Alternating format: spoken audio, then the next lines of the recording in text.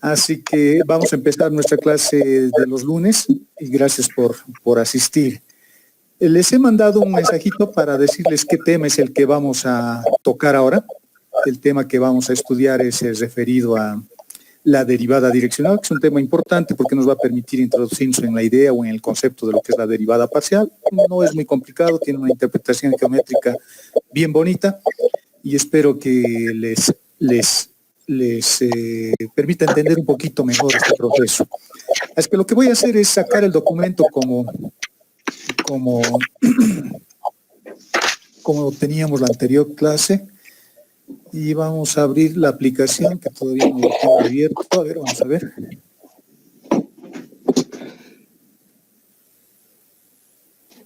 Vamos a ver.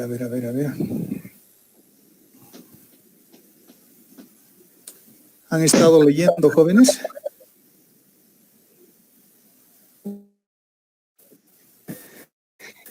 Sí, hemos estado leyendo. Bueno, eso es importante. ¿Dónde está mi documento? Ya lo he hecho perder.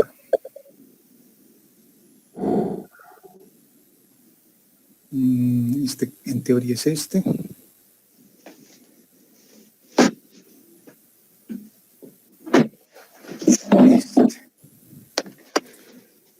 ¿Lo ven, jóvenes? ¿Lo tienen ahí? Sí, se ve. Es un documento de... Sí, se ve bien. Perfecto, es un documento de 14 hojas aproximadamente. Vamos a tratarlo de hacer rapidito para que esto sea provechoso, jóvenes. Es importante de que lo lean antes el documento, así que... Recording is on. Así van a tener la oportunidad de verlo con más calma y entender más fácilmente lo que voy a tratar de explicar. Entonces, ¿de qué se trata la derivada direccional?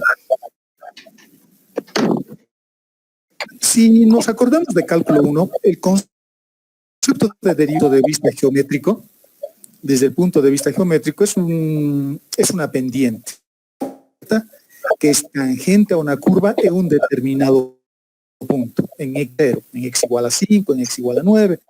La función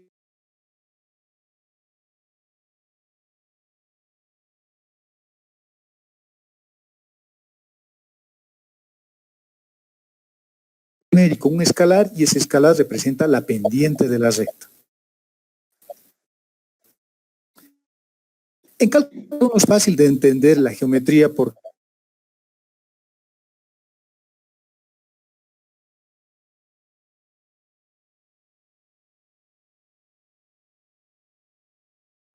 lo que hemos estudiado en la clase anterior, estas funciones están asociadas a geometrías de superficies, son superficies. El dominio de definición ahora está en una región del plano XY y la variable independiente es z y se grafica sobre el eje z. O sea, necesitamos 3 ejes para graficar la función. Ya no hay curvas acá, por lo tanto, ¿qué hacemos? Lo que vamos a hacer desde el punto de vista geométrico es encontrar curvas intersectando esta superficie, esa que tengo ahí que la he modificado, vamos a intersectar la superficie con distintos planos. Entonces, si nos ponemos a pensar, si nos ponemos a imaginar esto, la variable XY, el vector, se va a mover sobre el plano XY yendo una determinada dirección, y esa dirección la tiene que dar un vector que pertenece al mismo dominio de definición de XY, es decir, el plano XY, y la variable XY se va a empezar a mover en esta dirección. Por lo tanto, al hacer eso, lo que voy a generar es una curva de intersección. Ahora, es importante, jóvenes, que este vector B en general sea unitario. Debería ser unitario. Debería ser unitario. Porque esto es como si el párrafo de acá.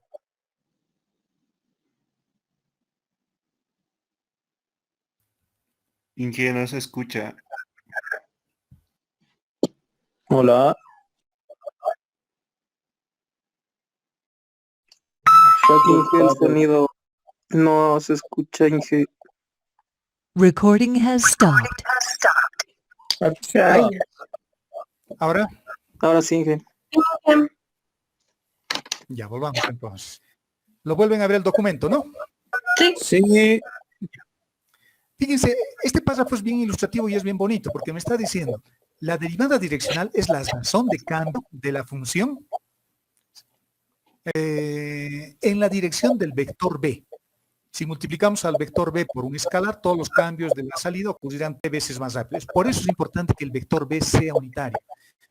No depende del tamaño del vector b la razón de cambio de la función, de la variable z. No debería depender del tamaño del vector b. Por lo tanto, deberíamos asegurarnos de que b sea, ¿de acuerdo? Esa es la parte intuitiva de lo que es una derivada direccional. Es decir, la variable x y se va a empezar a mover según una dirección definida por el vector b. Este vector b tiene que ser unitario y en ese momento vamos a determinar la razón de cambio de la variable z cuando la variable x se mueve. La definición es un poquito más formal. Fíjense, vamos a tener una función cuyo dominio está en el plano xy, dominio está en el plano xy reales, y vamos a tomar un vector b que pertenezca al mismo dominio de definición S, tiene que ser un vector unitario, y como cualquier derivada, se define a partir de un límite. Tenemos que hacer incrementos en la variable vectorial, eso significa esto, le tengo que restar el valor original, y tengo que hacer que este incremento, h, tienda a 0. Si somos observadores y nos fijamos en esta expresión que lo estoy resaltando, es bien interesante, porque esa es la ecuación de una recta. Es una recta en el plano xy. Este es el punto, h es la constante, el parámetro t, y b es el vector direccional de la recta. Por eso se llama derivada direccional, porque estamos moviéndonos a lo largo de una recta definida por la dirección del vector b. Y con eso estamos determinando la razón de cambio de la variable z. Bien interesante. ¿Cómo se denota estas derivadas direccionales? Puedo utilizar el operador nabla. Este es un triángulo invertido que se llama operador nabla, operador del también, constando una derivada en la dirección del vector b de la función f. Eso dice. Esa es una forma de representar. Otra forma de representar es encontrando una derivada en la dirección del vector b. Fíjense, no pongo aquí una variable. Estoy poniendo la dirección del vector b y estoy usando una d un poquito rara, inclinada. Otra forma de representar es decir, bueno, utilizando el apóstrofe que conocemos, la derivada de la función, la dirección de b, o la derivada direccional de b en la de f en la dirección de b, o esta otra que también representa una derivada direccional. Si b no fuese unitario, le podemos llamar derivadas según una dirección, pero es necesario para los propósitos geométricos que tenemos, de que B sea unitario. ¿Me siguen escuchando, jóvenes? Cuando se corte me avisan, porque yo no me doy cuenta. ¿Me siguen escuchando? Sí, se escucha. Ahora, como cualquier derivada, la derivada direccional es una pendiente. Es una pendiente. Y acá les estoy explicando un poquito. Recording lo que is eso on. significa. Geométricamente, la derivada direccional, dice, representa la pendiente de una recta ideal, hipotética que existe por ahí, tangente a la curva de intersección de nuestra superficie, con un plano cualquiera. Puede ser un plano paralelo al plano XZ, puede ser un plano paralelo al plano YZ, o cualquier otro plano perpendicular al plano XY. Y ese plano tiene que ser paralelo al vector B. Entonces el vector B es un vector paralelo al plano, y ese plano es el que está intersectando a la superficie. Que estamos generando una curva, y sobre esa curva estamos encontrando una derivada, y esa derivada es pendiente. Pero bien importante, el vector B acá tiene que ser unitario. Tiene que ser unitario. Fíjense este párrafo último que está escrito acá. La pendiente que estamos calculando depende solo de la dirección del vector B y no de su magnitud. O sea, si el vector B no fuese unitario, voy a encontrar una pendiente que puede ser más grande o más pequeña. Va a depender del tamaño del vector B. Por lo tanto, para evitar ese problema, lo que hacemos es simplemente volver unitario a este vector. Y con eso está resuelto. Fíjense, esta gráfica es ilustrativa, esta que tengo acá. Vamos a agrandar un poquito para que se vea mejor. Dice, aquí tengo la superficie, la que está pintada con azul o morado, depende cómo lo vean. Tengo un plano cualquiera, el plano plomo. Este plano, fíjense que es paralelo al plano XZ. Este plano se está intersectando con la superficie y generamos una curva. Por lo tanto, ya he vuelto de cálculo 1. Ahora tengo una derivada sobre una curva. Fíjense que este plano tiene una característica bien interesante. Ese plano es una constante. Se llama y igual a 2, y igual a 5, y igual a 9, y igual a 0, y igual a -1. Cualquier plano. Es un plano paralelo al plano XZ. ¿Y quién le está dando la dirección a este plano? ¿A quién es paralelo? ¿A qué vector conocido es este plano? ¿Es conocido al vector o es paralelo al vector súper conocido y? Y está acá, el que le da la dirección a X. Por lo tanto, el vector Y es paralelo a este plano. Conceptos de paralelismo entre rectas y planos que hemos visto alguna vez. Característica, ¿no? Y igual a una constante, por ejemplo. Y cuando yo encuentro una derivada direccional, en ese caso estoy encontrando la pendiente de esta línea roja que tengo ahí, tangente a esa curva de intersección entre ambas superficies. Sigamos avanzando. ¿Este vector debería cumplir alguna condición? En principio no. Ese vector B es un vector que está en el plano XY. Es un vector que está en el plano XY. J o puede ser cualquier otro vector que está en el plano XY. La única condición es que sea unitario. Pero ¿qué pasa si este vector B, el que le está dando la dirección a nuestra derivada, coincide con alguno de los vectores de nuestra base coordenada? Por ejemplo, que B1 sea Y y que B2 sea J. Estos son vectores unitarios también y también están en el plano XY. En estos casos particulares, cuando los vectores que le están dando la dirección a la derivada coinciden con los vectores de la base coordenada IJ del plano XY, porque esa es la base del espacio plano XY. Las derivadas direccionales se llaman derivadas parciales. Entonces, si alguien les pregunta, ¿una derivada parcial es una derivada direccional? Ustedes dirán, sí, por supuesto, cualquiera se da cuenta de eso. Cumple con las condiciones de derivadas direccionales. Son derivadas direccionales. Pero son especiales, porque no es cualquier vector el que he escogido. El vector que estoy escogiendo, el que le da la dirección a mi derivada, a mi tangente, a mi pendiente que estoy queriendo hallar, son vectores que forman parte de la base canónica. En el plano XY solo hay dos, hay Y y J. Esos son los dos vectores que generan ese espacio vectorial de dimensión 2. Por lo tanto, solo puedo encontrar dos derivadas parciales. ¿Cómo se representan? Es sencillo. Puedo usar la misma nomenclatura de las derivadas direccionales o esta que es más común. Estoy diciendo, voy a derivar la función f respecto de x o voy a encontrar la derivada de f respecto de x o esta otra, utilizando un subíndice, f respecto de x. Para la variable y, lo mismo. Cuando derivo respecto de la variable y, el vector que estoy utilizando es b2, que corresponde al vector j. ¿De acuerdo? Hola, hola. ¿Me escuchan, no? Sí, que- Digamos, que nos da fácilmente en un espacio vectorial de dimensión 3, es decir, funciones que tienen solo tres variables, ¿no? X y Y en forma de un vector y Z, que es la variable dependiente. Pero si tengo funciones de mayor dimensión, la idea es básicamente la misma. Solo que ya es difícil ver esas intersecciones entre hipersuperficies e hiperplanos. O sea, necesito un sistema con 4 ejes y ya no me puedo dar cuenta. Por eso nuestros ejemplos están referidos solamente a cosas que sí puedo imaginarme. Una función con tres variables, X y Y, y la variable Z, que es todo esto, que es todo eso. ¿De acuerdo? Acá lo que les había comentado, las derivadas parciales son derivadas directas. Y del usar el vector B, utilizo el vector menos B, le estoy llamando U, lo que cambia es la pendiente. La pendiente se vuelve positiva o negativa. Y eso tiene sentido, ¿no? Fíjense, si yo me muevo en este sentido, desde este punto hacia este sentido, así, en este sentido me voy moviendo, la pendiente es negativa, digamos. Pero si me muevo en el otro sentido, en sentido contrario al vector Y, la pendiente ahora es positiva o negativa o al revés. Entonces lo que va a cambiar no es el numérico de la pendiente, lo que va a cambiar es sí, eso les está haciendo referencia en ese puntito.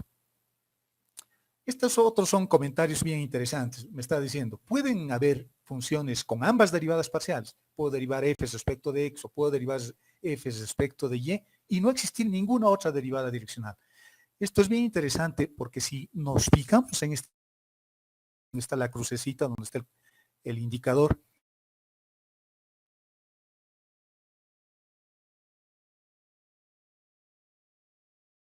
con otro tipo de curva, con una curva, por ejemplo, que generó al intersectar con un plano que ahora es paralelo a YZ, por lo tanto este plano ya no va a ser un plano paralelo al plano YZ. O puedo tener un plano que pasa por el origen de coordenadas y por este punto, y se desarrolla y también pasa por este punto. En este punto puedo tener infinitas derivadas, pero el exista la derivada parcial respecto de x y respecto de y no asegura que las otras derivadas existan también. No se olviden, va a depender de la dirección.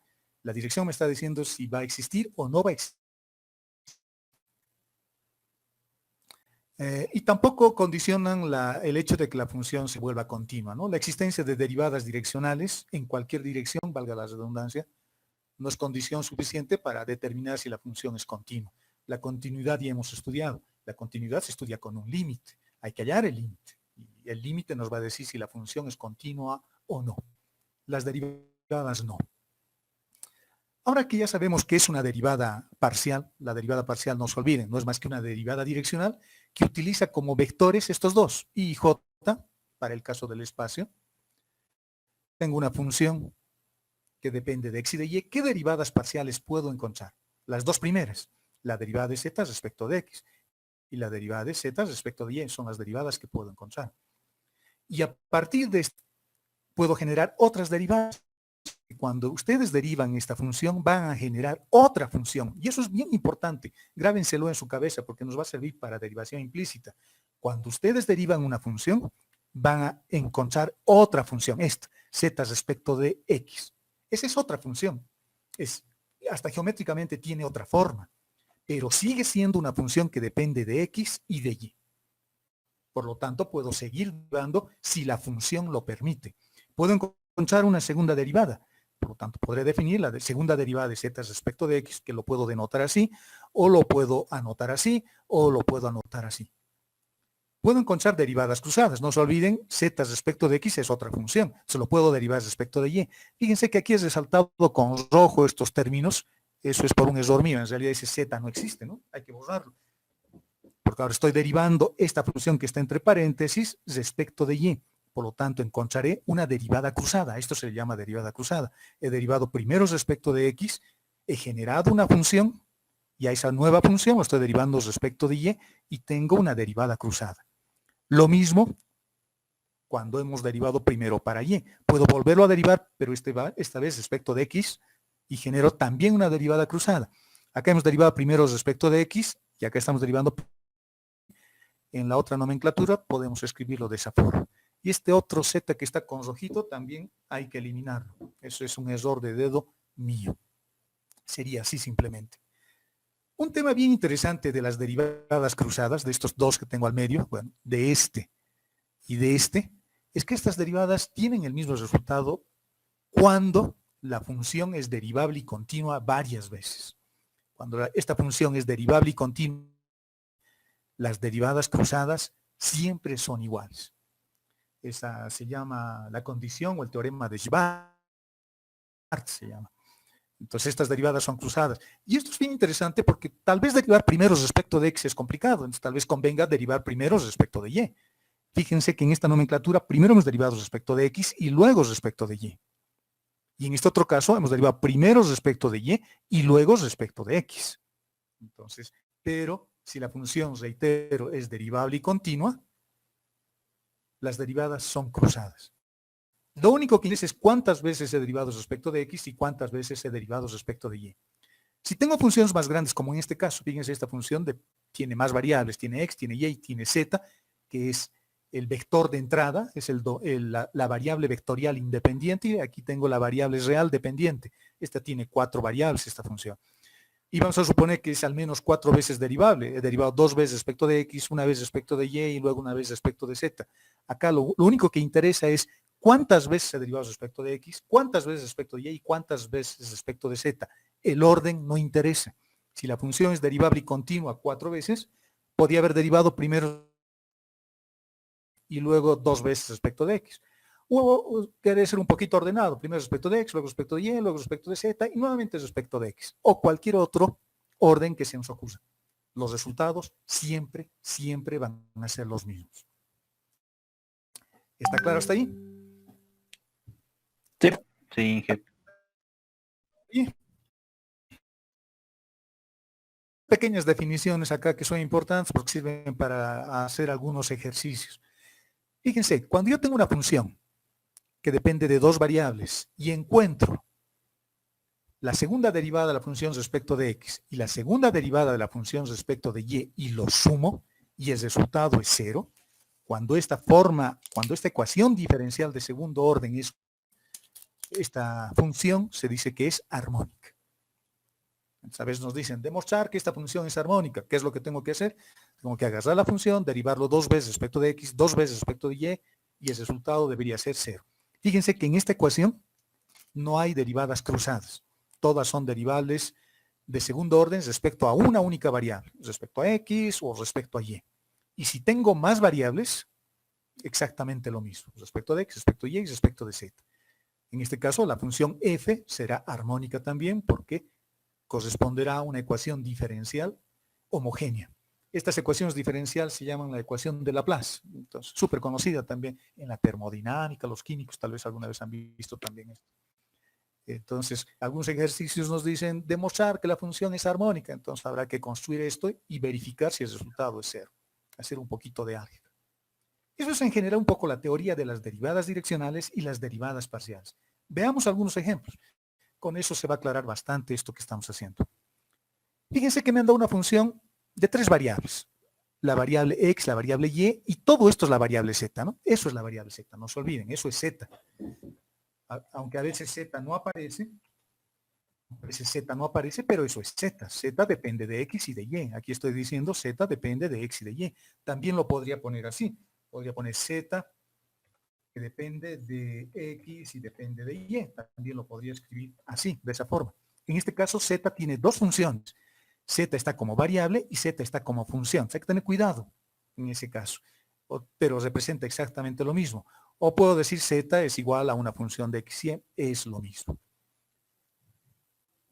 Vamos a suponer que nos piden una derivada direccional en un punto cualquiera de su dominio. El vector x es el vector x y me están pidiendo que encuentre la derivada direccional en la dirección del vector y.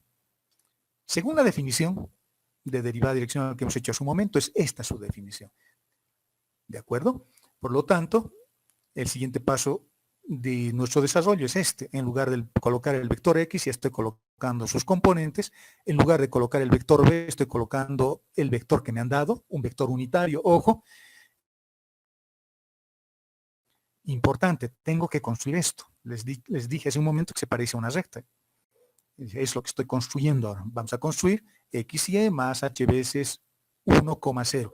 Por eso es importante que tengan el mismo número de componentes para poderlo sumar, ¿no? Tienen que pertenecer al mismo espacio vectorial. Sumando estos dos vectores y este vector ha sido previamente multiplicado por h, obtenemos esto. Este resultado, eso que está resultado, es bien interesante. Es sorprendente, diría yo.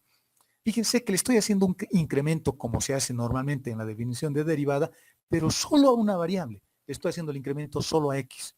Y es como si estuviese constante. Por lo tanto, la función ya construida, el límite que voy a calcular es este. Estas son las nuevas variables y esas variables las voy a reemplazar en la función original que está aquí arriba. En lugar de x ya no voy a colocar x, voy a colocar x más h. En lugar de y colocaré y nomás, bueno, menos la función original. Es lo que hacemos en el siguiente paso del desarrollo de la ecuación. En lugar de x estamos colocando la variable incrementada y y es una constante, no sufre ningún tipo de incremento y acá está la función original que teníamos al principio. Haciendo el desarrollo de los términos cuadráticos y resolviendo el límite que está aquí abajo, es un límite bastante sencillo, es un límite polinómico, tenemos este resultado. Y ese resultado es bien interesante. No se olviden, hemos encontrado una derivada direccional, pero el vector que hemos utilizado es un vector especial, es un vector de la base canónica. Por lo tanto, a esta derivada direccional le voy a llamar derivada parcial, de manera especial, de manera particular. Y hemos encontrado la derivada en la dirección de y.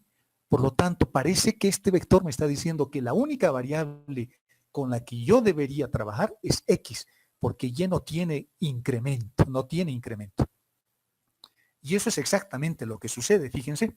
El resultado de haber hecho esa derivada direccional, que se llama derivada parcial, es la derivada de esta función respecto de x. Fíjense, si yo agarro esta función y mantengo a y como si fuese constante, tendría 2 veces más y al cuadrado que está ahí. Esto sí es el círculo. Con eso, ahora mi límite es el cielo, porque puedo empezar a encontrar derivadas parciales, porque eso es sencillo, como si fuesen derivadas ordinarias. Y eso es lo que hago énfasis en el siguiente párrafo, ¿no? Como estamos utilizando un vector unitario coordenado, es decir, no es cualquier vector, es el vector y, la derivada de nuestra función que nos han dado, en realidad lo hemos encontrado así. Hemos hecho incremento solo en la variable x, y el resultado de ese incremento solo se refleja en x. Y es una constante. Por lo tanto, y no va a ser objeto de derivación. Y cuando yo derivo la función respecto de x, la única variable que debo ver es x. Y si tengo una función con más variables, igual, las otras como si fuesen constantes, porque no les estaríamos haciendo ningún tipo de incremento. Cuando derivo respecto de y, el incremento le estaríamos haciendo solo a y. X sería una constante. Y si estuviésemos con una función más grande y derivaríamos respecto de z, x y y serían constantes. A partir de ahora, la derivada direccional no va a ser más que una derivada ordinaria si el vector b es un vector de la base canónica. En otras palabras, las derivadas parciales son derivadas ordinarias. Eso es bueno, porque todo lo que han aprendido en cálculo 1, nuevamente lo puedo aplicar en cálculo 2. Esto es el párrafo que les he puesto ahí en un pequeño recuadro, es más o menos el reflejo de lo que les he estado hablando.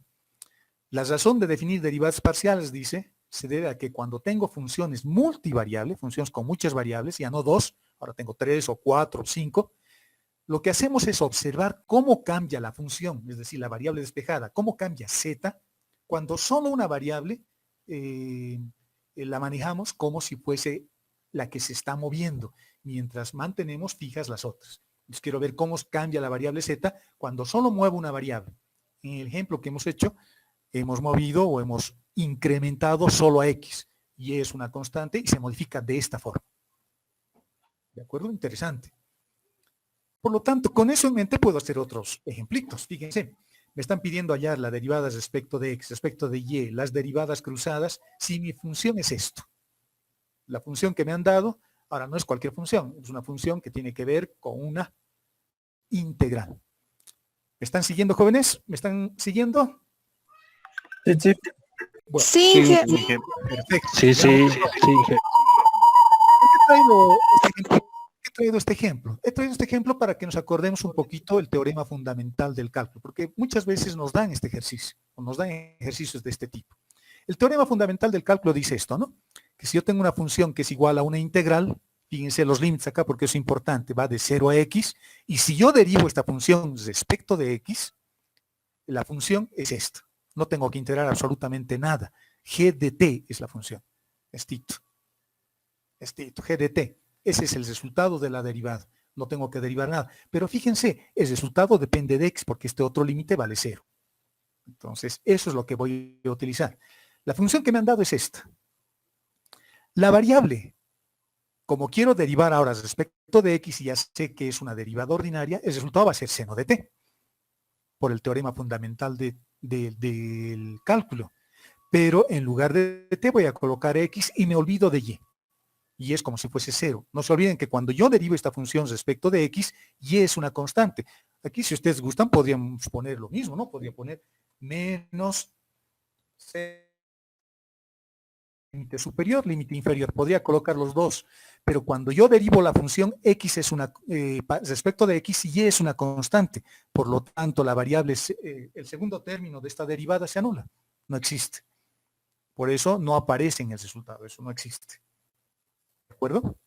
Estoy derivando respecto de y la función senoidal respecto del argumento y se anularía en la derivada. No sirve.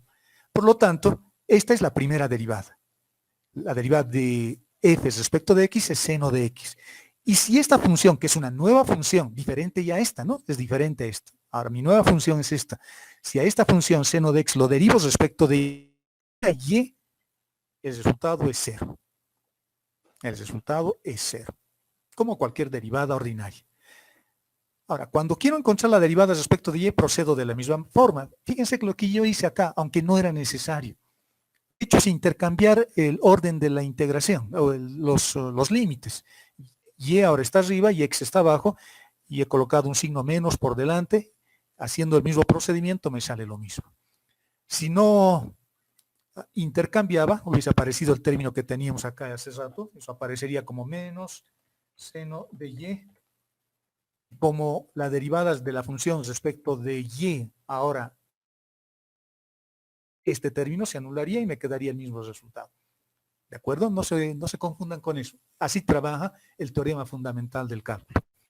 En este caso, bueno, hice un paso intermedio innecesario, digamos, pero útil para que vean qué es lo que está ocurriendo. Como mi nueva derivada, como mi nueva función, que se llama f respecto de y, depende de y no de x, y si yo quiero volverlo a derivar respecto de x, bueno, la derivada vale 0. No hay variable x para derivar ahí, ¿no? Ya está, ya hemos encontrado. Las derivadas cruzadas valen 0 y las derivadas de primer orden son sencillas de derivar en este caso porque estamos utilizando el teorema fundamental del cálculo. Espero que esté claro. Es importante, parece bastante elemental, pero es útil. Otro ejemplo, ya derivando como sabemos, derivadas ordinarias. Supongan que me dan esta función. Es una función con un logaritmo, con arco tangente, bueno, para darle un poquito de complejidad, digamos, al ejercicio nada más. Y me permiten que, o me piden que encuentre el valor aproximado de esto. O cuánto vale el valor reducido, no aproximado, el valor reducido de esta función. Entonces tengo que hallar la derivada de f respecto de x, tengo que hallar la derivada de f respecto de y, tengo que multiplicar por 2y, tengo que multiplicar por x, tengo que restarlos y ver cuánto sale. Aquí lo importante es ver cómo se hace la derivada nuevamente. Estoy utilizando algunas propiedades de las logaritmos, el 1/2 de la raíz lo saco por delante, así ya no me tengo que pelear cuando derive la función con eso, y voy a derivar esta función respecto de x. 1/2 es una constante, sale fuera de la derivada, lo primero que tengo que derivar es la función logaritmo, que es 1 sobre su argumento, por la derivada de lo que tengo aquí adentro, de la función logaritmo, y la derivada será 2 veces xy, más la derivada de esto, que será 1 más 1 por esto elevado al cuadrado, más esto elevado al cuadrado, por la derivada de esto. Y el resultado de esa derivada sale todo esto. ¿De acuerdo? Sacamos común denominador un poquito y simplificamos y ya tengo mi primer resultado, que es ese. Ese es mi primer. Procedemos de la misma manera respecto de y. Respecto de y voy a agarrar nuevamente esta función. Derivando respecto de y, tendremos, bueno, el 1/2 saldrá. Voy a derivar primero la función logaritmo, 1 sobre su argumento, y luego voy a derivar el argumento de la función logaritmo. En este caso será x al cuadrado más la derivada de estos respecto de y, que sale este otro término que tenemos acá. Haciendo un poquito de álgebra, tenemos eso, y luego construimos lo que nos han pedido. Multiplico a mi primera derivada por x. Al multiplicar por x puedo hacer algunas cosas como acá. He multiplicado por x a un lado y al otro lado. Lo multiplico por 2y. Lo sumo. Bueno, eso se los dejo para que lo puedan hacer con calmita en su casa. Y el resultado es 0. ¿De acuerdo? Entonces, ¿qué les estoy mostrando con este ejemplo? Les estoy mostrando que las derivadas parciales, que son derivadas direccionales, no son más que derivadas ordinarias. Cuando yo derivo una función respecto de y, x es una constante. Es como si no existiese. X es una constante. O como decir 5, como decir 4, etcétera, etcétera. Y cuando hacemos respecto de x, y es una constante. ¿De acuerdo, jóvenes? Veamos otro caso. Veamos otro ejemplo. Me están dando la función y me lo están definiendo de esta forma. Es una función que dice que vale x al cuadrado más y al cuadrado sobre x más y. Si la suma de x más y es diferente de 0, y dice que vale 0, cuando la suma de x más y vale 0. Así está definida la función. Esa es su definición. Y me están pidiendo que encuentre la derivada respecto de x, eso significa esto, 1 es x y 2 es y. Me están pidiendo que encuentre la derivada de la función respecto de x y la derivada de y en el origen de coordenadas, en 0, 0. Pero en 0, 0 tengo problemas, ¿no? Fíjense, en 0, 0 la función vale 0, y como yo tengo que derivar esta otra, x al cuadrado más y al cuadrado sobre x más y, tengo que derivar esa función, yo sé que esa función presenta una indeterminación en el origen de coordenadas, fíjense. Si yo reemplazo x y y por 0, 0, tengo una indeterminación. ¿Cómo hago esta derivada? Tengo dos posibilidades de hacer. La primera es agarrar esta función, esta, la de arriba, x al cuadrado más y al cuadrado es esta. Agarro esa función y lo derivo respecto de x, luego derivo respecto de y, voy a obtener una nueva función y luego verifico que no existe indeterminación. Cuando reemplace en el origen de coordenadas 0, 0, es muy probable que exista indeterminación. Por lo tanto, tendré que calcular su límite. Tengo dos operaciones para hacer. Uno, derivar primero y luego calcular el límite. Eso puede ser muy largo. Existe un método más en este caso, más útil, si yo encuentro la derivada que me piden utilizando el límite de manera directa. Por lo tanto, yo sé que las derivadas se definen así. Las derivadas parciales o las derivadas direccionales tienen la misma definición. Lo único que cambian es en el vector. En este caso, quiero hallar en la dirección de x, en la dirección de y, por lo tanto son derivadas parciales y los quiero evaluar en el origen de coordenadas. Pero, como les dije, voy a utilizar la definición. Nos vamos a acordar un poquito. Tengo que construir la nueva variable, tengo que construir esta variable, esta. Por lo tanto, como estoy queriendo encontrar primero para x, mi única variable va a ser x, y va a ser una constante. El vector que voy a encontrar o que voy a utilizar es el vector y, porque eso es lo que me dicen acá. Estoy encontrando la primera derivada. El incremento solo se le hace a x, y es una constante, y por lo tanto mi nueva variable es esto. El límite lo vamos a calcular de esta forma. Esta es la definición del límite que tenemos. Esto mismo que tengo aquí arriba, solo que ahora tengo una expresión mucho más simple. Mi variable, después de haberlo construido, la nueva variable se simplifica harto y calculamos. Tenemos la función con estas nuevas variables. Mi función es esta. Por lo tanto, en lugar de x voy a colocar, ¿qué cosa vamos a colocar? 0 más h elevado al cuadrado. Fíjense que ya estoy reemplazando además en el punto. Me han dicho en el origen de coordenadas. En lugar de x estoy colocando 0 y esta se está manteniendo. Estoy colocando eso, ¿no? En lugar de x estoy colocando todo eso. Pero no estoy colocando x, estoy colocando 0 en ese punto. En otras palabras, de un solo tiro estoy matando dos pájaros. Estoy calculando la derivada y estoy resolviendo el límite además. Por lo tanto, esto será la nueva variable. Y es 0, fíjense, en lugar de y estoy colocando ahora 0 elevado al cuadrado, porque eso dice la función. Abajo exactamente lo mismo. Y 0 más h, que está acá, más 0 que vale y, que ya no lo he colocado, que aquí abajo debemos colocar un 0 también, ¿no? Más 0, digamos. Calculando este límite es sencillito, este 0 no le afecta.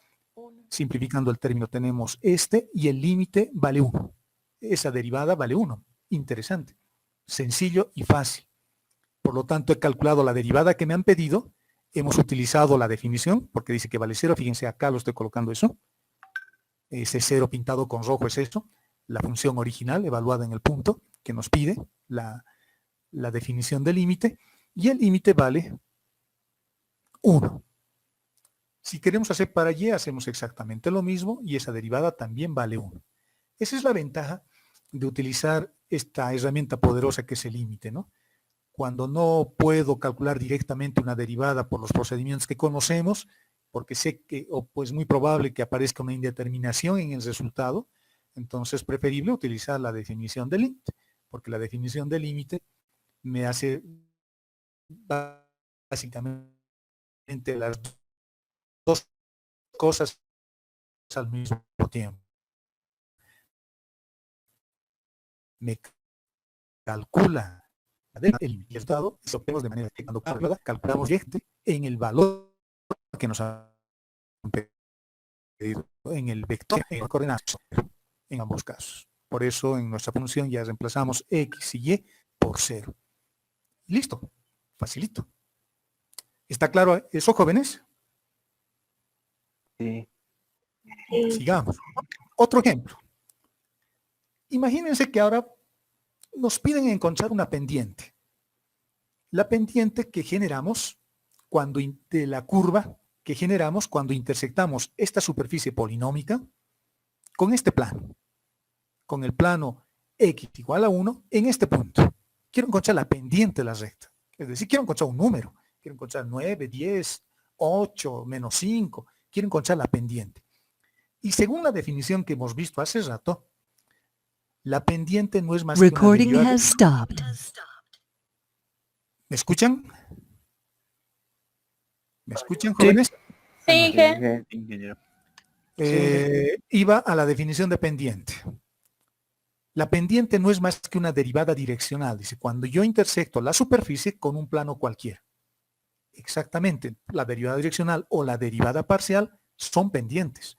Por lo tanto, vamos a utilizar eso. Vamos a utilizar eso para resolver nuestro ejercicio. Quiero encontrar, por lo tanto, la pendiente de la recta tangente a la intersección de esta superficie con este plano. Ahora, me voy a fijar.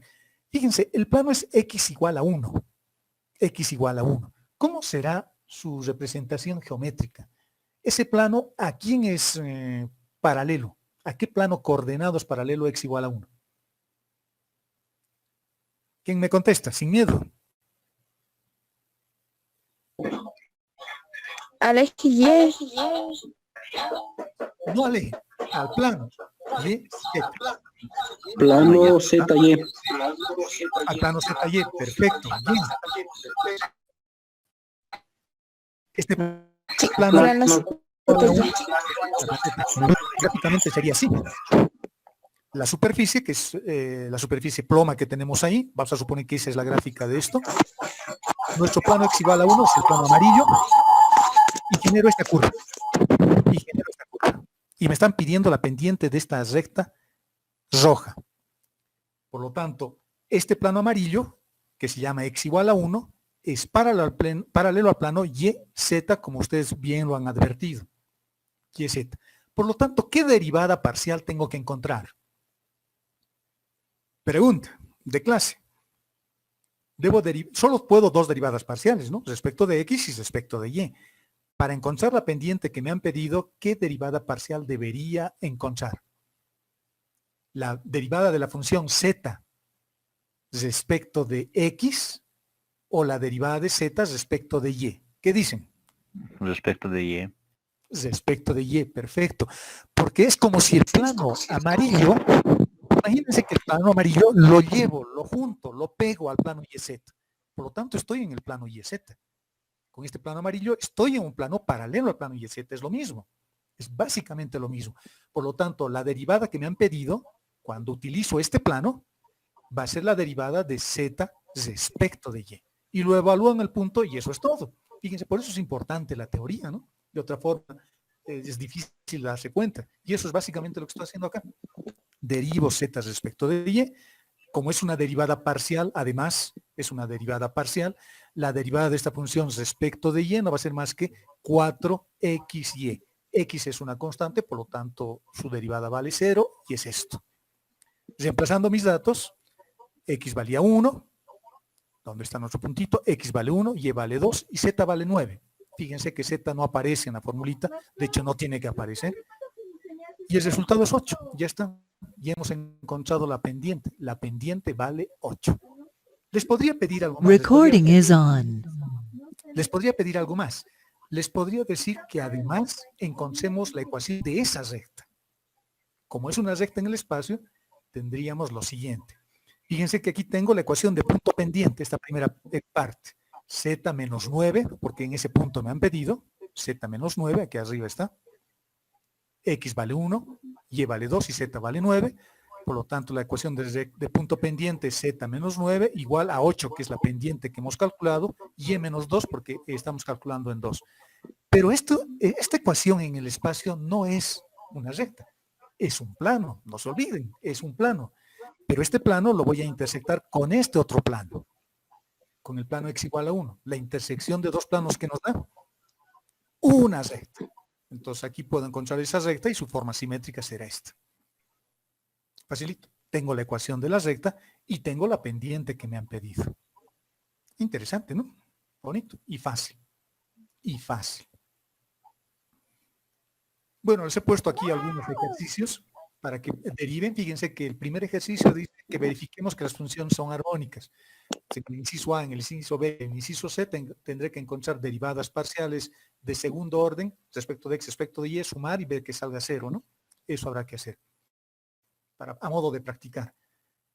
En la pregunta 2 me están pidiendo calcular, si me dan esta función, y es una función ahora que tiene tres variables, tiene x, tiene y tiene z, me están pidiendo que encontremos estas dos matrices. La primera, que es un vector, que está formado por derivadas parciales sucesivas, así se llaman, w respecto de x, w respecto de y, w respecto de z. Entonces, cuando derive, por ejemplo, w respecto de x, solo será una función que dependa de x, y z son constantes.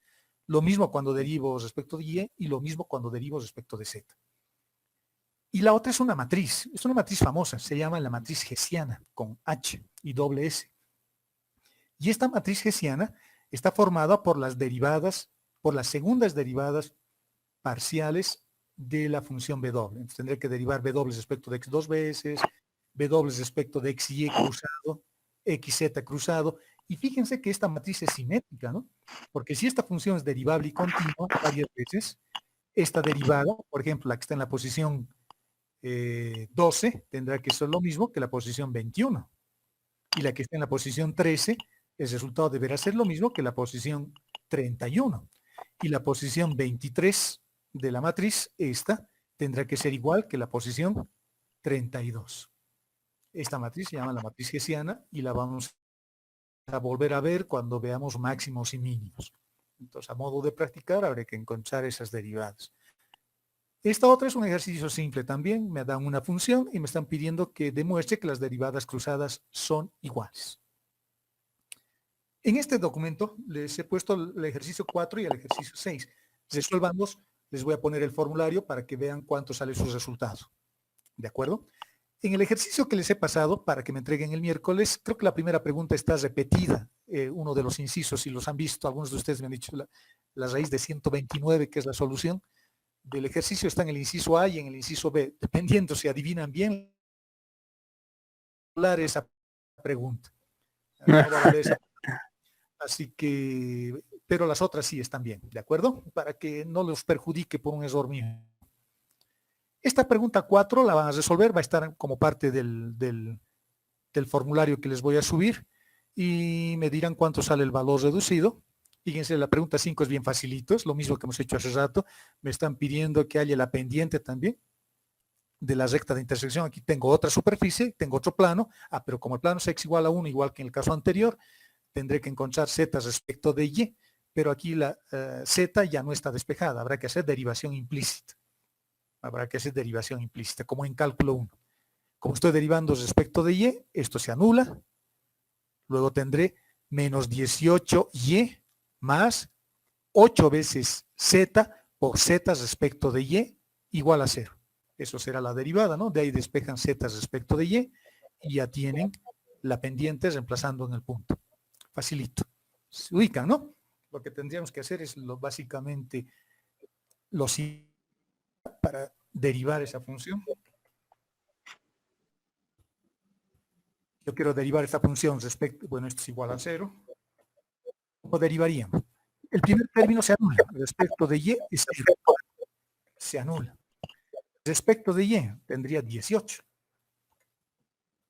18 de y. Estamos derivando toda la función respecto de y. Y esto tendríamos que hacer como derivación implícita. Por lo tanto, tendríamos 8. Esto sería simplemente z ahora. Por la derivada de z respecto de x. Vale decir, tendríamos que hacer una cosa como esta. Tendríamos que hacer de x, o de y, perdón, z respecto de y los otros términos se anulan. Esto se vuelve 0, se hace 0. Ya tengo z respecto de y. Tengo que despejar de esta ecuación y ya tengo el resultado de la derivada de z respecto de y. Eso es la derivación implícita, ¿no? Entonces, esa es la novedad en este ejercicio, digamos. Luego ya hemos hecho y hemos visto que es bastante sencillo. El 6 también. Nos están pidiendo que encontremos el valor de la derivada de la función respecto de t 2 veces, respecto de x 2 veces. C es una constante diferente de 0 y me están pidiendo que encuentre el valor de a para que se satisfaga esta ecuación. Entonces tengo que resolver esta ecuación despejando a, ¿no? Después de haber derivado la función respecto de t y respecto de x 2 veces. Esto también está como parte del ejercicio que les estoy pidiendo que hagan. Volvamos a la derivada direccional. Ahora nos vamos a concentrar en la derivada direccional. Y le vamos a dar otra visión, otra mirada a la derivada direccional, una visión bien interesante. Fíjense que la definición de una derivada direccional es esta. La función que tengo es un poco más grande ahora. Tiene 4 variables, tiene x, tiene y, tiene z y tiene w, que es toda la función. Esto es w.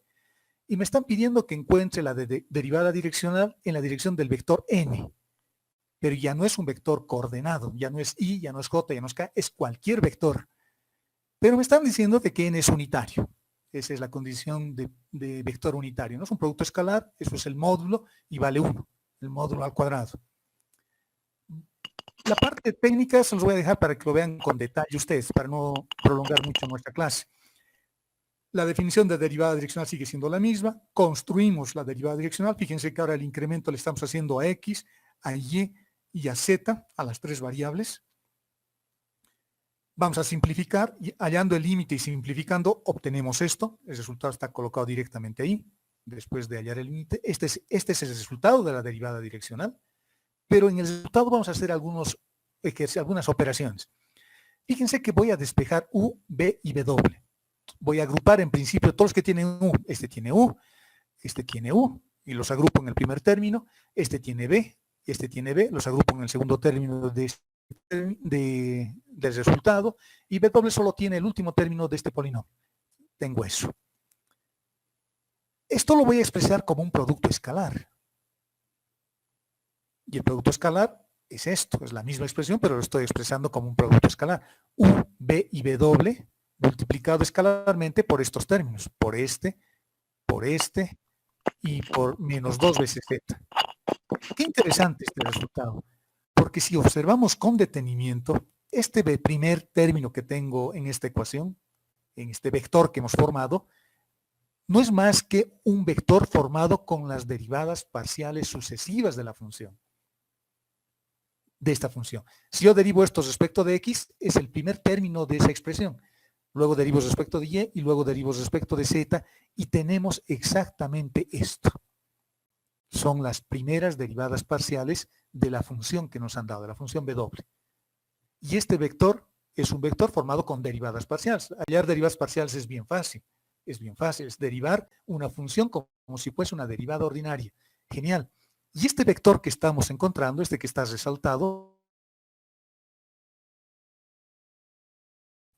el gradiente de la función. Y el vector gradiente es un vector formado con derivadas parciales de primer orden.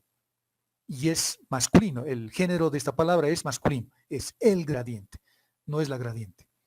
Y este operadorcito que aparece acá tiene su nombre. Se le llama el operador nabla. También se llama el operador del, DEL o operador nabla. Es un operador vectorial diferencial. Vectorial porque tiene la forma de un vector, y diferencial porque hace hacer derivadas. Fíjense, hace hacer derivadas. Por lo tanto, con eso ya puedo darle una nueva definición a la derivada direccional.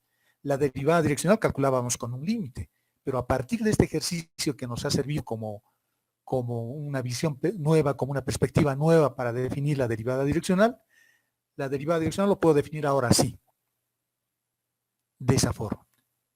El vector gradiente, formado por derivadas parciales sucesivas, escalarmente con el vector b, donde le estoy dando la dirección a la derivada. Solo que el vector b, la única condición que hay que darle al vector b es que sea unitario. No tiene que cambiar la pendiente, porque si no fuese unitario, voy a encontrar una pendiente con con un valor o más grande o más pequeño del verdadero. El vector B tiene que ser unitario. ¿De acuerdo, jóvenes? Ahora, ¿qué representa la derivada direccional? Alguien me diría, ¿la derivada direccional qué representa? ¿O qué es la derivada? ¿Respecto a qué variable estoy encontrando? Estamos encontrando una derivada total respecto del arco, cuando yo encuentro una derivada direccional. Si nos vamos a un dibujito, a ver, a este por ejemplo, cuando yo encuentro una derivada direccional sobre esta curva, estoy encontrando la derivada de la función respecto al arco que tengo acá. El arco que se forma entre el plano amarillo y la superficie ploma, esa superficie que tengo. Entonces la derivada direccional es la derivada de la función respecto del arco. Y es una derivada total, porque el arco es único.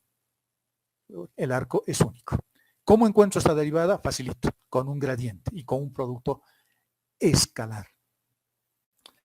Ahora, si la derivada direccional o la derivada parcial, que también es una...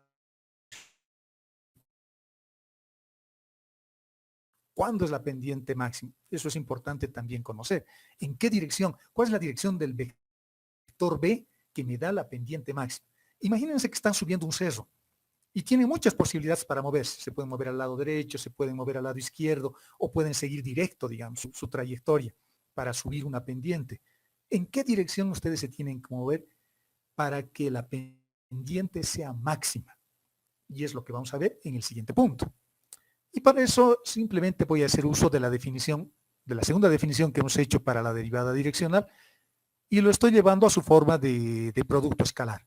El módulo del primero, el módulo del segundo, por el coseno que existe entre estos dos vectores. Aquí tengo dos, ¿no? El vector gradiente y el vector U, o el vector B. El vector B es unitario.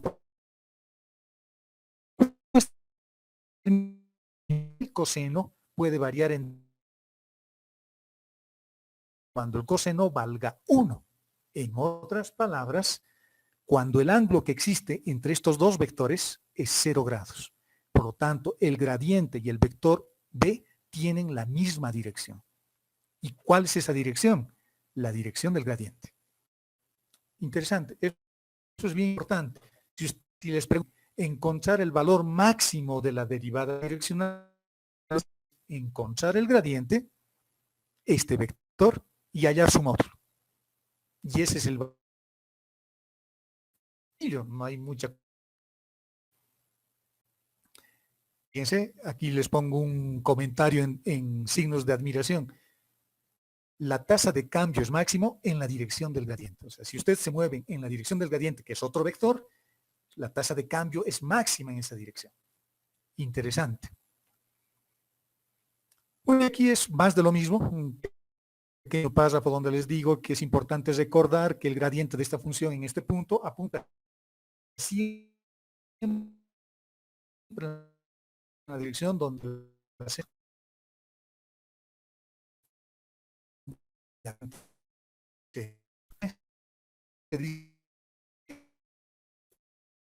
el vector gradiente siempre es perpendicular a las curvas de superficie, curvas de nivel, siempre es perpendicular a las curvas y a las superficies. Veamos algunos ejemplos del gradiente. Vamos a utilizar ahora la segunda definición que hemos hecho para la derivada direccional. Si quieren usar el límite lo pueden hacer, pero esta herramienta es más fácil porque se reduce a encontrar derivadas parciales. De esta función, z igual a esto, en este punto. En ese puntito quieren que entremos. Un ángulo. Y quiero encontrar en la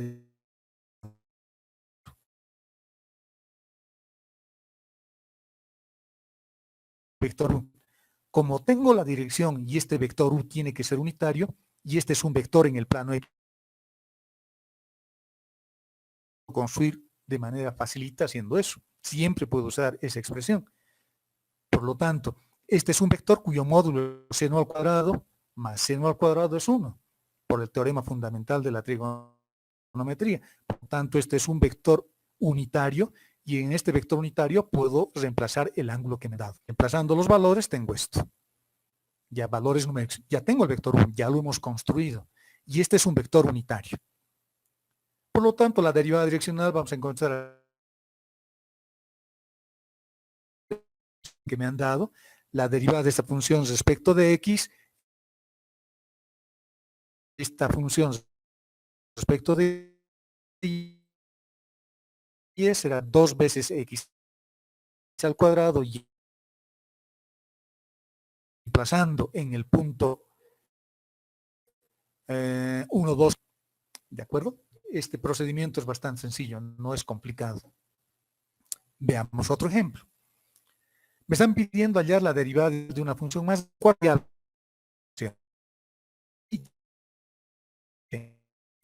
Me están pidiendo en la dirección que va de este punto a este punto y quiero hallar su máximo valor, el máximo valor de la derivada direccional en P, en el punto P, acá, en ese punto.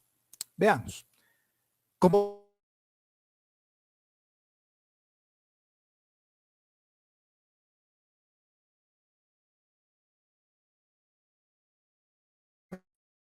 eso?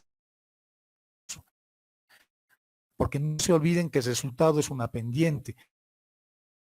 Y si yo hago 2 para que mi pequeñito y mi escalón es moviendo de mitad de tamaño a la pendiente. Si la pendiente tenía que salir 4, al eliminar ese 2, mi pendiente se va a volver 2. Y ya me estoy equivocando. Saquen o calculen con el vector que han calculado, que han hallado. El único vector que pueden modificar es el vector U, porque ese tiene que ser unitario. Pero el gradiente no se modifica. Ojo, no tomen en cuenta esto que estoy comentándoles. Multiplicado por el vector unitario, que es este, que hemos calculado aquí arriba, y el resultado es este. En cualquier punto. En el ejercicio dice que quieren que encontremos en el punto P. Entonces lo voy a evaluar en el punto P, y colocando el punto P, ¿cuáles son las coordenadas del punto P? El punto P tiene 1, 1, 0. Z vale 0, por lo tanto el resultado es 2 sobre raíz de 2, porque X vale 1. Haciendo un poquito de racionalización, tenemos que vale raíz de 2 la pendiente. Entonces, cuando yo me muevo en la dirección que va de P a Q, la pendiente se modifica en esa proporción, raíz de 2. Ahora me dicen, yo quiero que encuentres en el punto P el máximo valor de la pendiente. Del gradiente, no se olviden de eso. Aquí tengo el gradiente, voy a hallar su módulo y su módulo es este. Fíjense, no hemos eliminado el 2 lo hemos sacado fuera de la raíz. Si reemplazamos en el punto P, el resultado es 2 raíz de 2, más grande que el anterior. Aquí hemos utilizado una dirección diferente. Aquí estoy usando la dirección que va de P a Q. Y aquí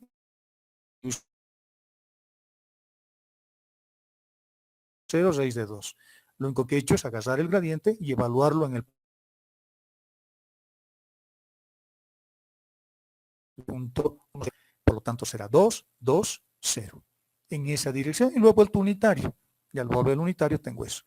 Por lo tanto, la máxima vale 2 raíz de 2, que es este, y ocurre en la dirección del gradiente. ¿Qué hemos hecho eso? Para encontrar eso, he agarrado el gradiente y lo he evaluado en el punto P, porque me han pedido en el punto P. Y ya está. Sencillo. Otro ejemplo, el ejemplo 3. Un ejemplo geométrico. Considerar, dice, un plano que es perpendicular al plano Z igual a 0 y que pasa por estos puntos, por el punto P y por el punto Q. Fíjense que estos puntos están en el plano E, no tienen nada Z. Hay un plano que contiene a estos dos puntos Z igual a 0. Y me dan una superficie, me dan esta superficie que es un paraboloide.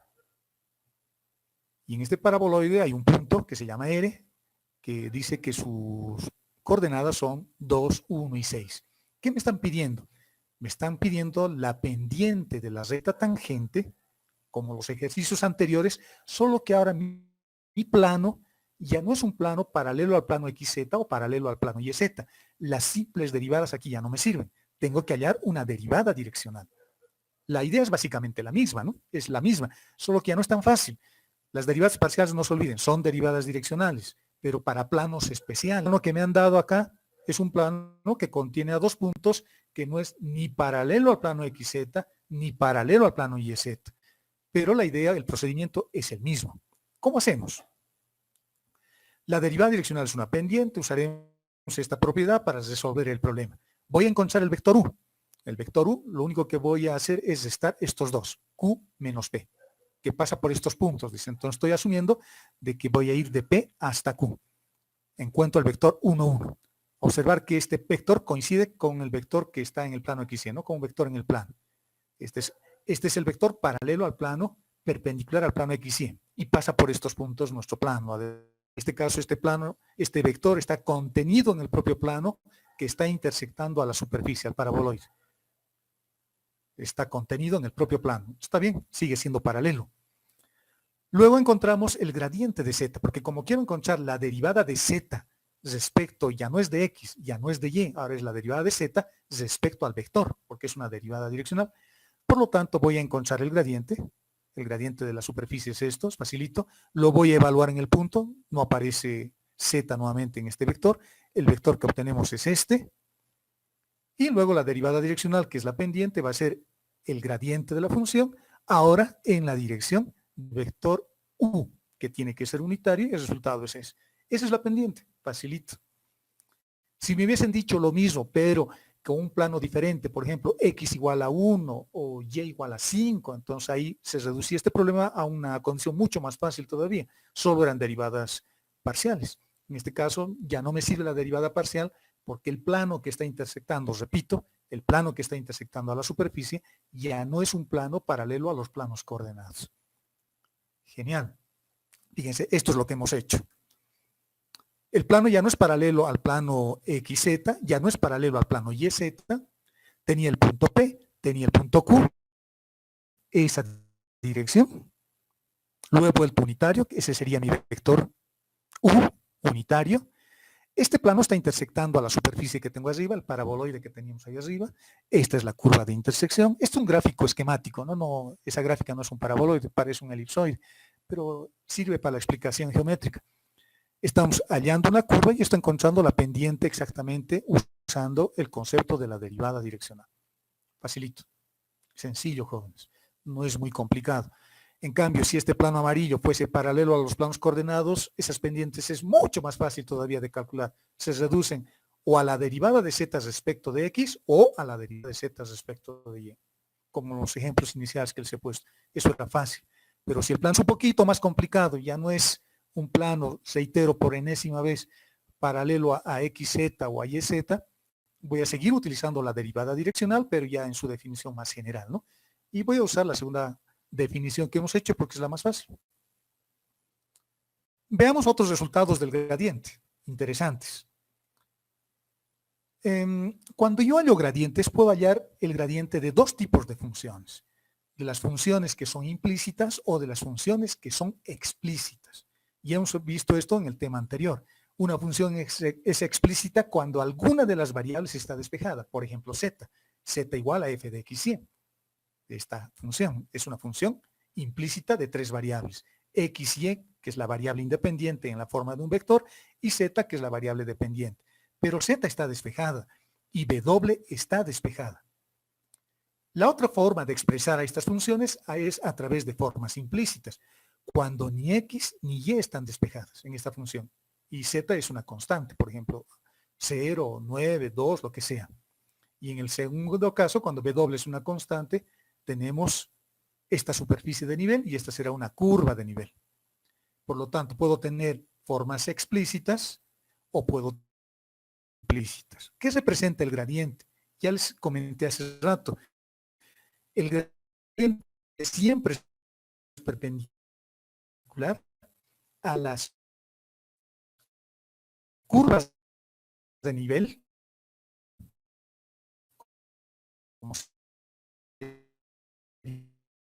y en este caso, el gradiente de z, y yo hallo el gradiente de z, el gradiente que va a ser un vector como este, por ejemplo, aquí tengo un gradiente, hemos hallado el gradiente de z en este ejemplo que hemos hecho, es lo mismo que decir esto, ¿no? Control C, igual control B, Z. Es lo mismo. Es lo mismo. Pero ahí estoy encontrando el gradiente de una forma explícita. Z estaba despejado. En este caso, este vector es un vector que representa o me da la dirección. Z está creciendo más rápidamente en esta dirección. En la dirección 2x, 4. Si la función es implícita o explícita, quiero decir, de 3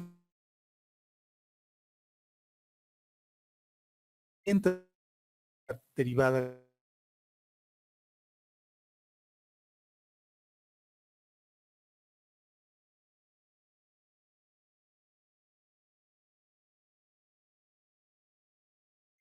cuando una de las variables está creciendo más rápidamente. Este se quedó de un cuarto, de una habitación, en función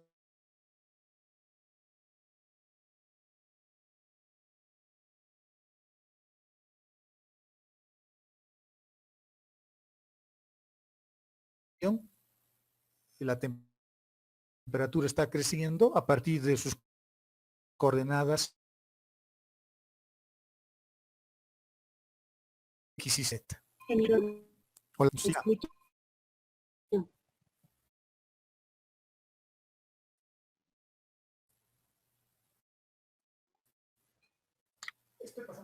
¿Qué pasa si la función es ahora implícita? Si la función es implícita.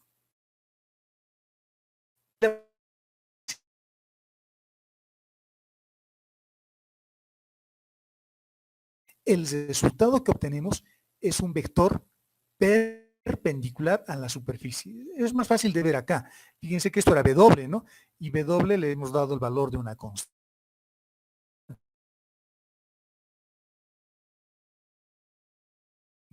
W, que W valga 4. Entonces voy a tener x al cuadrado más y con la 4. Ese es un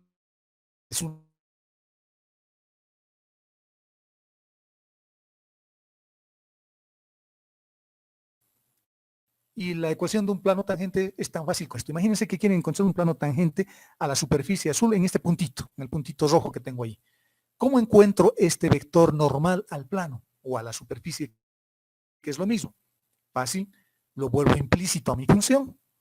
Si no está despejada alguna variable o si está despejada alguna variable, encuentro su gradiente y lo evalúo en el punto. Y ya está. Tan fácil como eso. Veamos un ejemplo. Allá la ecuación del plano tangente a esta superficie. Fíjense que superficie polinómica, media complicada, no es una superficie conocida, y quieren que evaluemos en este punto. Perfecto. Como quiero hallar la ecuación de un plano tangente, esta función tiene 3 variables, está bien, no tiene 4, no tengo que asumir una constante en alguna de las variables. Esta superficie la puedo graficar en X, en esta superficie es real. Perfecto. Pero es una forma explícita. Si despejo 3 ahí, tendría Z despejado. Por lo tanto, lo que voy a hacer es volverlo implícito. Y lo único que se hace en estos casos, o lo fácil es todas las variables o toda la ecuación, llevarla a un lado e igualarla a una constante. En este caso, la constante es 0. Entonces, X y Y se quedan en el mismo lado de la ecuación y Z se va al otro lado y me queda esta forma. Esta es la función. Ahora, la función es esto, 2x al cubo más 2y al cubo menos 3z. Esa es la función. He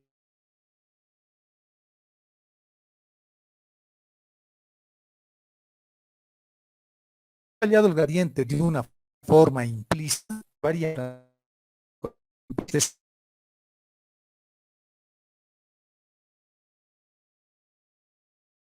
y es un vector perpendicular. Y este es un conjunto de vectores, es un campo vectorial. Fíjense que para cada valor de x y de y voy a tener un vector diferente. Como nos han pedido en el punto P, reemplazo los valores, reemplazo el valor de x, reemplazo el valor de y. No había necesidad, o no hay necesidad de reemplazar z porque en la primera derivada se vuelve 1. Si hubiese tenido un z al cuadrado, ahí recién hubiese tenido que reemplazar también el 4/3. Y reemplazando los valores tenemos este vector. Fíjense que este es un vector normal de un plano. Aquí sí, no tengo problema. Esto no es una pendiente, es un vector normal a un plano. Por lo tanto, puedo trabajar con un vector paralelo. No estoy modificando nada en este caso. Mi resultado del plano va a seguir siendo el mismo.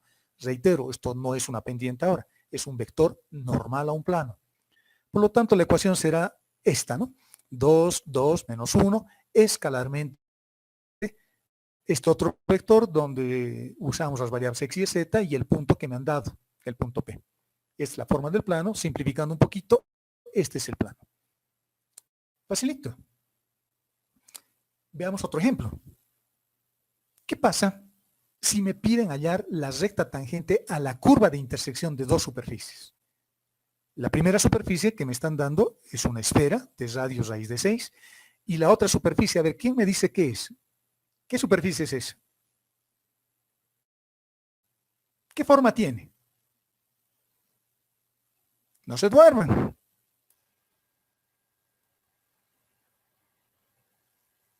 Hola, ¿me están escuchando? Sí, lo escuchamos. ¿Escuchan, no? ¿Hiperboloide? Sí, un hiperboloide. ¿De cuántos mantos? ¿Uno o dos? Creo que dos. Dos. De uno. Fíjense que si z se hace 0, tengo una hipérbola. Pero si y se hace 0, tengo una circunferencia. Es de un manto. Se parece a los asientos de los que venden celular en la Eloy Salmón. Pero este hiperboloide no es, su eje de simetría no está en z, está en y. Por lo tanto, es un hiperboloide echado, ¿no? ¿Cómo resolveríamos este ejercicio? Me están pidiendo que encuentre una recta de intersección a dos superficies. ¿Cuál sería nuestro procedimiento? A ver, quiero escuchar comentarios. Ya lo han visto ustedes. ¿Qué haríamos? Me están pidiendo en este puntito. Siempre es bueno verificar que este punto satisfaga ambas superficies, ¿no? Con eso me aseguro de que el punto pertenece a ambas y que por lo tanto hay intersección. Cuando yo intersecto esta esfera con este hiperboloide de un manto, voy a generar una curva de intersección, posiblemente una circunferencia, lo que salga. Por lo tanto, este punto debe pertenecer seguramente a la esfera y al hiperboloide. ¿Cómo hallaríamos la recta de intersección a esa curva? ¿Ideas? Sin miedo. No es muy difícil. Voy a usar el gradiente. Lo que vamos a hacer es hallar el gradiente de la superficie 1, de la esfera, evaluado en el punto, hallar el gradiente de la superficie 2, evaluado en el punto, y lo que vamos a encontrar son dos vectores con direcciones diferentes, pero en el punto. Un vector estará un poquito a la derecha, el otro estará más a la izquierda, pero siempre partiendo del mismo punto, del punto 1, 1, 2. Estos dos vectores, el primer gradiente será perpendicular a la esfera y el segundo gradiente será perpendicular al hiperboloide. Como están evaluados en el mismo punto, tendremos dos vectores diferentes porque las superficies son diferentes. Pero reitero, ambos partiendo del mismo. Si yo hago un producto vectorial de esos dos vectores, ¿qué creen que obtengo? Un vector tangente a quién los dos encuentro. vectores. Tangente a los dos vectores, no pues. Pero tangente está bien. Pero no a los dos vectores. Sino voy a tener un vector A la curva de intersección. tangente a quién. A la curva de intersección. Perfecto. Ese es todo el procedimiento, jóvenes. No hay más ciencia. Si ustedes quieren encontrar la curva de un vector tangente a la curva de intersección de dos superficies, lo único que tienen que hacer es hallar el gradiente de la primera, hallar el gradiente de la segunda, pero las superficies tienen que ser implícitas, como en este caso está igualado a 6, está igualado a 4, y es lo que hacemos. Hallo el gradiente de la primera superficie, 2x, 2y, 2z, ya está, 2, 2, 2, 4. Fíjense que aquí no estoy hallando pendientes, estoy hallando unas, por lo tanto el vector direccional no va a cambiar si le cambio su tamaño. 1, 1, 2, ese va a ser el vector normal el vector normal a esta esfera, luego encuentro el vector normal a la otra superficie, al hiperboloide en ese punto, y tengo este vector. También puedo trabajar con un vector paralelo en este caso, con pendientes, son vectores perpendiculares a la superficie.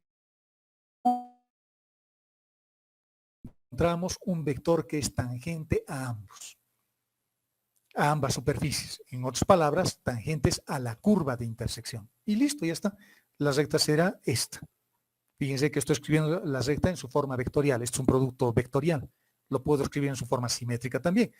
X menos 1 sobre 2 igual a Y menos 1 sobre 0 igual a Z menos 2 sobre menos 1. La forma simétrica. Y quiero traer esa colación un punto. Hemos encontrado hace rato también rectas tangentes, ¿no? Que hemos resuelto de una recta tangente con un plano, con el plano x igual a 1, que lo tenía por ahí, no me acuerdo dónde. Este, por ejemplo, me pedían una pendiente y luego hemos encontrado la recta. Podríamos haber hecho de la misma forma, exactamente lo mismo. Agarraba la primera superficie, ¿dónde está mi superficie? Aquí está. Lo volvía implícito, encontraba el vector normal, encontraba el vector normal 1, 0, 0, hago el producto vectorial y ya tengo el vector direccional de la recta. Hagan la prueba y el vector direccional de la recta será 0, 1, 8. Pueden hacer la prueba, es un procedimiento alternativo para hacer exactamente lo mismo. Por lo tanto, jóvenes, con eso hemos repasado todo lo que son derivadas parciales, derivadas direccionales, derivada direccional máxima y aplicaciones geométricas. Acá también he resaltado con verde los ejercicios que les voy a dar para esta clase. Fíjense que acá me están pidiendo cosas parecidas, allá las ecuaciones de los planos tangentes a esta esfera y que sean paralelos a esta recta. A ver cómo podríamos hacer eso. Hallar el valor de la constante C tal que el punto de intersección, en todo punto de intersección de estas superficies esféricas. Me dan dos superficies esféricas y quiero hallar el punto C. Este es bien interesante. Quiero hallar la proyección de este elipsoide sobre los planos coordenados. Aquí les estoy poniendo una sugerencia de cómo se hace eso. Piensen cómo se podría hacer. Este es un ejercicio bonito también. Son ejercicios para que piensen. Hallar A y B para que la derivada direccional máxima de esta función en este punto sea raíz de 3 en la bisectriz del primer cuadrante. Me están dando el valor de la dirección máxima y me están diciendo en qué dirección ocurre eso. Dice que ocurre en la bisectriz del primer cuadrante. Es decir, esa es la derivada direccional máxima. Ahí la derivada direccional máxima, no se olviden de que es el módulo del gradiente. Y esta otra es bien facilita, bien conceptual, pero a ver, échenle una mirada. Me están dando una superficie. No me han dado la superficie.